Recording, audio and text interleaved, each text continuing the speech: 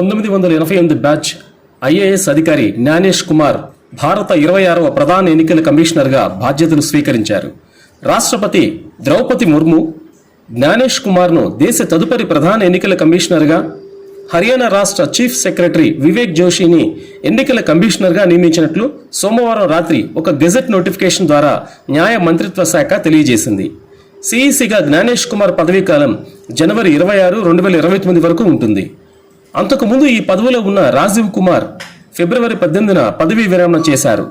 జ్ఞానేష్ కుమార్ 4 సంవత్సరాల పదవీ కాలంలో 20 రాష్ట్రాలు, ఒక కేంద్రపాలిత ప్రాంతమైన పుదుచ్చేరిలో ఎన్నికలు జరుగుతాయి.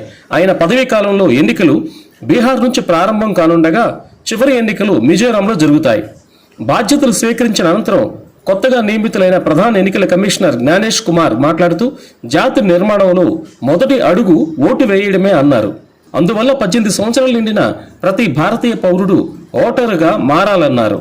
ఓటర్లు ఎన్నికల్లో తప్పకుండా ఓటు వేయాలని ఆయన పిలుపునిచ్చారు.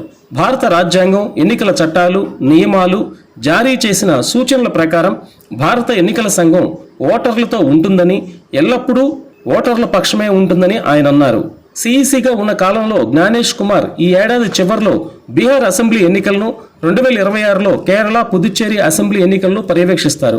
అదేవిధంగా 2026లో తమిళనాడు, పశ్చిమ బెంగాల్ అసెంబ్లీ ఎన్నికలు జరగనున్నాయి. ఆ ఎన్నికలను కూడా ఆయన పర్యవేక్షిస్తారు. ప్రధాన ఎన్నికల కమిషనర్ జ్ఞానేష్ కుమార్ బాధ్యతలు స్వీకరించినందుకు ఎన్నికల కమిషనర్ సుఖ్బీర్ సింగ్ సంధు అభినందనలు తెలిపారు.